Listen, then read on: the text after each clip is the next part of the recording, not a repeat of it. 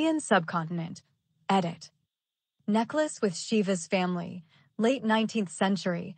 Gold inlaid with rubies, a diamond rudraksh beads, eleocarpacines, and silver backplate on clasp. Overall, 38.1 centimeters, 15.0 in. Los Angeles County Museum of Art, Los Angeles, U.S. The Indian subcontinent has a long jewelry history, which has gone through various changes by cultural influence and politics for more than 5,000 to 8,000 years. Because India had an abundant supply of precious metals and gems, it prospered financially through export and exchange with other countries. While European traditions were heavily influenced by waxing and waning empires, India enjoyed a continuous development of art forms for some 5,000 years. 51. One of the first to start jewelry making were the peoples of the Indus Valley Civilization. By 1500 BC, the peoples of the Indus Valley were creating gold earrings and necklaces, bead necklaces, and metallic bangles. Before 2100 BC, prior to the period when metals were widely used, the largest jewelry trade in the Indus Valley region was the bead trade. Beads in the Indus Valley were made using simple techniques. First, a bead maker would need a rough stone, which would be bought from an Eastern stone trader. The stone would then be placed into a hot oven where it would be heated until it turned deep red, a color highly prized by people of the Indus Valley. The red stone would then be chipped to the right size and a hole bored through it with primitive drills. The beads were then polished. Some beads were also painted with designs. This art form was often passed down through the family. Children of bead makers often learned how to work beads from a young age. Each stone had its own characteristics related to Hinduism. Jewelry in the Indus Valley Civilization was worn predominantly by females, who wore numerous clay or shell bracelets on their wrists. They were often shaped like donuts and painted black. Over time, clay bangles were discarded for more durable ones. In present-day India, bangles are made out of metal or glass.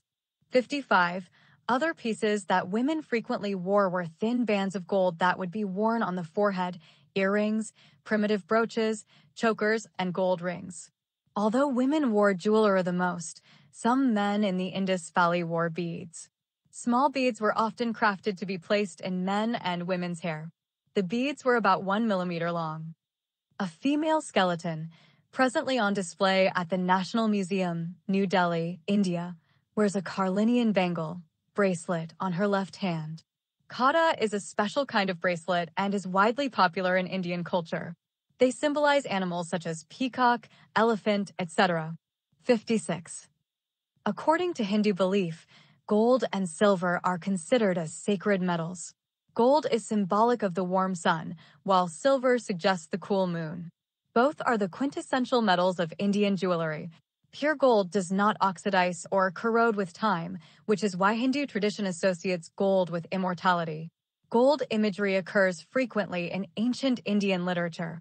In the Vedic Hindu belief of cosmological creation, the source of physical and spiritual human life originated in and evolved from a golden womb, Hiranyagarbha, or egg, Hiranyanda, a metaphor of the sun, whose light rises from the primordial waters. 57. Jewelry had great status with India's royalty. It was so powerful that they established laws limiting wearing of jewelry to royalty. Only royalty and a few others to whom they granted permission could wear gold ornaments on their feet. This would normally be considered breaking the appreciation of the sacred metals. Even though the majority of the Indian population wore jewelry, Maharajas and people related to royalty had a deeper connection with jewelry. The Maharaja's role was so important that the Hindu philosophers identified him as central to the smooth working of the world. He was considered as a divine being, a deity in human form, whose duty was to uphold and protect Dharma, the moral order of the universe. 58. The largest ever single order to Cartier was made in 1925 by the Indian royalty, the Maharaja of Patiala, for the Patiala necklace and other jewelry worth 1,000 million Indian rupees, equivalent to 210 billion Indian rupees, 2.6 billion US dollars, or 2.6 billion euros in 2023. 59. Navaratna, 9 gems, is a powerful jewel frequently worn by a Maharaja emperor. It is an amulet which comprises diamond, pearl, ruby, sapphire, emerald, topaz, cat's eye, coral, and hyacinth, red zircon. Each of these stones is associated with a celestial deity, represented the totality of the Hindu universe when all 9 gems are together. The diamond is the most powerful gem among the 9 stones. There were various cuts for the gemstone. Indian kings bought gemstones privately from the sellers. Maharaja and other royal family members value gem as Hindu god. They exchanged gems with people to whom they were very close, especially the royal family members and other intimate allies. India was the first country to mine diamonds, with some mines dating back to 296 BC. India traded the diamonds, realizing their valuable qualities. Historically, diamonds have been given to retain or regain a lover's or ruler's lost favor, as symbols of tribute, or as an expression of fidelity in exchange for concessions and protection. Mughal emperors and kings used the diamonds as a means of assuring their immortality by having their names and worldly titles inscribed upon them. Moreover, it has played and continues to play a pivotal role in Indian social, political, economic, and religious event, as it often has done elsewhere. In Indian history, diamonds have been used to acquire military equipment, finance wars, foment revolutions, and tempt defections. They have contributed to the abdication or the decapitation of potentates. They have been used to murder a representative of the dominating power by lacing his food with crushed diamond. Indian diamonds have been used as security to finance large loans needed to buttress politically or economically tottering regimes. Victorious military heroes have been honored by rewards of diamonds and also have been used as ransom payment for release from imprisonment or abduction. 60. Today, many jewelry designs and traditions are used, and jewelry is commonplace in Indian ceremonies and weddings. 54. For many Indians, especially those who follow the Hindu or Jain faiths, bridal jewelry is known as sridhan and functions as personal wealth for the bride only, as a sort of financial security. For this reason, this jewelry, especially in the sacred metals of gold and silver, has large cultural significance for Indian brides. Jewelry is worn on the arms and hands, ears, neck, hair, head, feet, toes, and waist to bless the bride with prosperity. 61. Pendant probably with Siddha, 8th to 9th century, copper alloy, 8.89 by 7.93 by 0.31 centimeters, 3.50 in times 3.12 in times 0.12 in. Los Angeles County Museum of Art, Los Angeles. Earring with Vishnu riding Garuda, c. 1600, gold set with jewels and semi-precious stones, overall, 2.6 centimeters, 1.0 in, from Nepal, Cleveland Museum of Art, Cleveland. Earring with four-armed Vishnu riding Garuda with Nagas, serpent divinities, c. 1600, repoussé gold with pearls, overall, 3.6 centimeters, from Nepal, Cleveland Museum of Art. Comb with Vishnu adored by serpents, 1750 to 1800, ivory with traces of paint, 6.99 by 7.94 centimeters, 2.75 in times 3.13 in, from Nepal, Los Angeles County Museum of Art. North and South America edit. Moche ear ornaments depicting winged runners, 3rd to 7th century, gold, turquoise, sodalite, and shell, diameter, 8 centimeters, Metropolitan Museum of Art, New York City. Main article, Native American Jewelry. Jewelry making started in the Americas with the arrival of Paleo-Indians more than 15,000 years ago. This jewelry would have been made from stone, shell, bone, and other perishable materials. The American continent is home to 2 cradles of civilization, in the Andes and Mesoamerica. Cultures in these regions developed more complex methods of jewelry creation. The Andes is the origin of hot working metallurgy in the Americas, and consequently the region has the longest history of work in materials such as silver, platinum, and gold. Metallurgy began in Mesoamerica during the Terminal Classic era, likely arriving from direct maritime trade with the Andean cultures. As a result, Western Mesoamerican cultures, such as the Tarascans and Mixtecs, had more complex use of the technology. With the Moche culture, goldwork flourished. The pieces are no longer simple metalwork, but are now masterful examples of jewelry making. Pieces are sophisticated in their design and feature inlays of turquoise, mother-of-pearl, spondylus shell, and amethyst.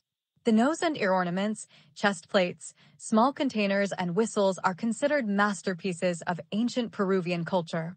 62. A notable example of Andean metallurgy is the northern Andean culture's work with platinum, which has a much higher melting point than other precious metals. There are only a few known examples of cold-worked platinum in the Old World and no known intentionally hot-worked examples. Platinum was not identified as a separate element and small inclusions appeared in some gold work. In the New World, however, certain Andean cultures recognized platinum as a separate metal and were able to incorporate it into jewelry, such as through sintering it with gold. 63. Jadeite funerary jewelry from Tomb 1 of Structure 7 of Calakmul, thought to belong to Yuknum Tukwil. Late Classic, 660 to 750 AD. Among the late post-classic Aztecs, only nobility wore gold jewelry, as it showed their rank, power, and wealth. A large portion of Aztec gold jewelry was created by Mixtec artisans.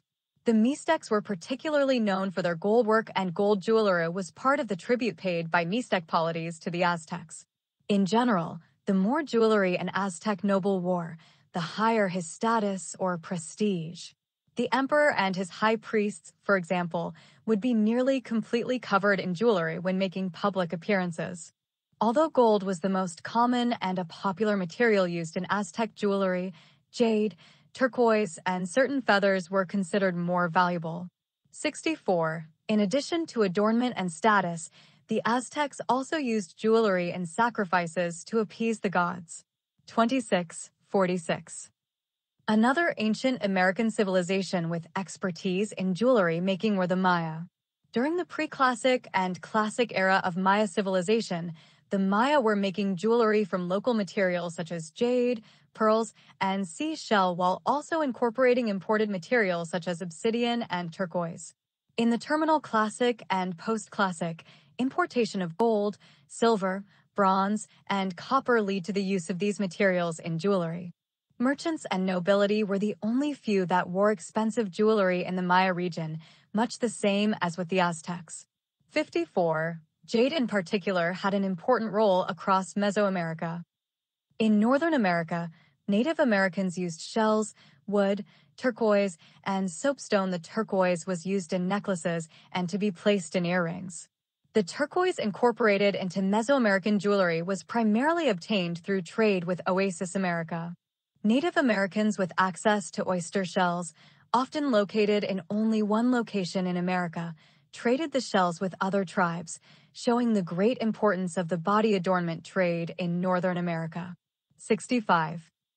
Jewelry played a major role in the fate of the Americas when the Spanish colonizers were spurred to search for gold on the American mainland after coming into contact with Caribbean natives that had gold jewelry obtained through trade with the mainland. Continued contact with Native Americans wearing gold jewelry eventually led to Spanish expeditions of the mythological El Dorado. Pendant made from a spondylus shell, Western Mexico shaft tomb tradition, 200 BC to 200 AD, now at the Art Institute of Chicago, United States. Muisca gold jewelry, including a headband, nose ornament, and pectoral, on display at the Gold Museum in Bogota, Colombia. Moche nose ornament made from silver and gold-silver alloy, inlaid with malachite, now at the Cleveland Museum of Art, United States. Mixtec Puebla-style labret made from obsidian in the shape of an eagle, now at the Walters Art Museum in Baltimore, United States. Native American, edit. Main article, Native American jewelry. Beide Schluch-Eichen or Bi-Schluck-Eichen Etsuzigi, slender silversmith, metal beater, Navajo silversmith, photo by George Ben Wittick, 1883. Native American jewelry is the personal adornment, often in the forms of necklaces, earrings, bracelets, rings, pins, brooches, labrets, and more, made by the indigenous peoples of the United States. Native American jewelry reflects the cultural diversity and history of its makers. Native American tribes continue to develop distinct aesthetics rooted in their personal artistic visions and cultural traditions. Artists create jewelry for adornment, ceremonies, and trade. Lois Sher Dubin writes, in the absence of written languages, adornment became an important element of Indian, Native American communication, conveying many levels of information. Later, jewelry and personal adornment signaled resistance to assimilation. It remains a major statement of tribal and individual identity. 66. Within the Haida Nation of the Pacific Northwest, copper was used as a form of jewelry for creating bracelets. 67. Metalsmiths, beaters, carvers, and lapidaries combine a variety of metals, hardwoods, precious and semi-precious gemstones, beadwork, quillwork, teeth, bones, hide, vegetal fibers, and other materials to create jewelry. Contemporary Native American jewelry ranges from hand-quarried and processed stones and shells to computer-fabricated steel and titanium jewelry. Pacific Edit. Main article, Jewelry in the Pacific. Jewelry making in the Pacific started later than in other areas because of recent human settlement. Early Pacific jewelry was made of bone, wood, and other natural materials, and thus has not survived. Most Pacific jewelry is worn above the waist, with headdresses, necklaces, hairpins, and arm and waist belts being the most common pieces. Jewelry in the Pacific, with the exception of Australia, is worn to be a symbol of either fertility or power. Elaborate headdresses are worn by many Pacific cultures and some, such as the inhabitants of Papua New Guinea, wear certain headdresses once they have killed an enemy. Tribesmen may wear boar bones through their noses. Island jewelry is still very much primal because of the lack of communication with outside cultures. Some areas of Borneo and Papua New Guinea are yet to be explored by Western nations. However, the island nations that were flooded with Western missionaries have had drastic changes made to their jewelry designs. Missionaries saw any type of tribal jewelry as a sign of the wearer's devotion to paganism. Thus, many tribal designs were lost forever in the mass conversion to Christianity. 68. Australia is now the #1 supplier of opals in the world. Opals had already been mined in Europe and South America for many years prior, but in the late 19th century, the Australian opal market became predominant. Australian opals are only mined in a few select places around the country, making it one of the most profitable stones in the Pacific. 69. The New Zealand Maori traditionally had a strong culture of personal adornment. 70. Most famously the heideki. Heidekis are traditionally carved by hand from bone, nephrite, or bonite.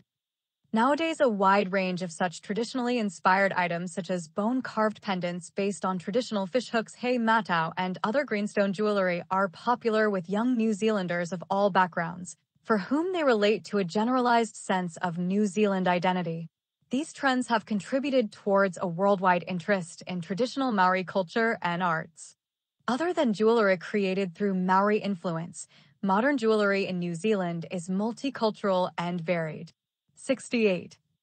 Maori heideki, 1500 to 1800, jade, nephrite, abalone shell, and pigments, from the New Zealand, Musée du Quai Branly, Jacques Chirac, Paris. Heideki, 18th century, nephrite and Haliotis shell, 10.9 centimeters, 4.3 in, from the New Zealand, Los Angeles County Museum of Art, Los Angeles. Hawaiian pendant, 18th to 19th century, whalebone, height, 6 centimeters, 2.4 in, width, 3.8 centimeters, 1.5 in, Metropolitan Museum of Art, New York City. Breast ornament, Siva Vonavono, c. 1850, whale ivory, pearl shell and fiber, height, 12.7 centimeters, 5.0 in, diameter, 17.78 centimeters, 7.00 in, from Fiji. Los Angeles County Museum of Art. Modern edit. Gold and gemstone contemporary jewelry design male hand with modern silver rings, one with a tribal motive. Most modern commercial jewelry continues traditional forms and styles, but designers such as George Jensen have widened the concept of wearable art. The advent of new materials, such as plastics, precious metal clay, PMC, and coloring techniques, has led to increased variety in styles. Other advances, such as the development of improved pearl harvesting by people such as Mikomoto Kokichi and the development of improved quality artificial gemstones, such as moissanite, a diamond simulant, has placed jewelry within the economic grasp of a much larger segment of the population. The jewelry as art movement was spearheaded by artisans such as Robert Lee Morris and continued by designers such as Gil Fursbrook in the UK. Influence from other cultural forms is also evident. One example of this is bling-bling style jewelry, popularized by hip-hop and rap artists in the early 21st century, e.g. grills, a type of jewelry worn over the teeth. Indian actress Shraddha Kapoor showcasing modern Indian-style jewelry. The late 20th century saw the blending of European design with Oriental techniques such as makyum. The following are innovations in the decades straddling the year 2000: makyum, hydraulic die forming, anti-clastic raising, fold forming, reactive metal anodizing, shelf forms, PMC, photo etching, and use of CAD/CM. 71. Also, 3D printing as a production technique gains more and more importance. With a great variety of services offering this production method, jewelry design becomes accessible to a growing number of creatives. An important advantage of using 3D printing are the relatively low costs for prototypes, small batch series, or unique and personalized designs. Shapes that are hard or impossible to create by hand can often be realized by 3D printing. Popular materials to print include polyamide, steel, and wax, latter for further processing. Every printable material has its very own constraints that have to be considered while designing the piece of jewelry using 3D modeling software. Artisan jewelry continues to grow as both a hobby and a profession. With more than 17 United States periodicals about beading alone, resources, accessibility, and a low initial cost of entry continues to expand production of handmade adornments. Some fine examples of artisan jewelry can be seen at the Metropolitan Museum of Art in New York City. 72. The increase in numbers of students choosing to study jewelry design and production in Australia has grown in the past 20 years, and Australia now has a thriving contemporary jewelry community. Many of these jewelers have embraced modern materials and techniques, as well as incorporating traditional workmanship. More expansive use of metal to adorn the wearer, where the piece is larger and more elaborate than what would normally be considered jewelry, has come to be referred to by designers and fashion writers as metal couture. 73. 74. Masonic edit. Types of Masonic collar jewels. Freemasons attach jewels to their detachable collars when in lodge to signify a brother's office held with the lodge. For example, the square represents the master of the lodge and the dove represents the deacon. Body modification edit. A padding girl in northern Thailand. Jewelry used in body modification can be simple and plain or dramatic and extreme. The use of simple silver studs, rings, and earrings predominates. Common jewelry pieces such as earrings are a form of body modification, as they are accommodated by creating a small hole in the ear. Padang women in Myanmar place large golden rings around their necks. From as early as 5 years old, girls are introduced to their first neck ring. Over the years, more rings are added. In addition to the 20-plus pounds of rings on her neck, a woman will also wear just as many rings on her calves. At their extent, some necks modified like this can reach 10 to 15 in, 25 to 38 centimeters long. The practice has health impacts and has in recent years declined from cultural norm to tourist curiosity. 75. Tribes related to the Padang, as well as other cultures throughout the world, use jewelry to stretch their earlobes or enlarge ear piercings. In the Americas, labrets have been worn since before first contact by Innu and First Nations peoples of the Northwest Coast. 76. Lip plates have been worn by the African Mercy and Sera people, as well as some South American peoples. In the late 20th century, the influence of modern primitivism led to many of these practices being incorporated into Western subcultures. Many of these practices rely on a combination of body modification and decorative objects, thus keeping the distinction between these two types of decoration blurred.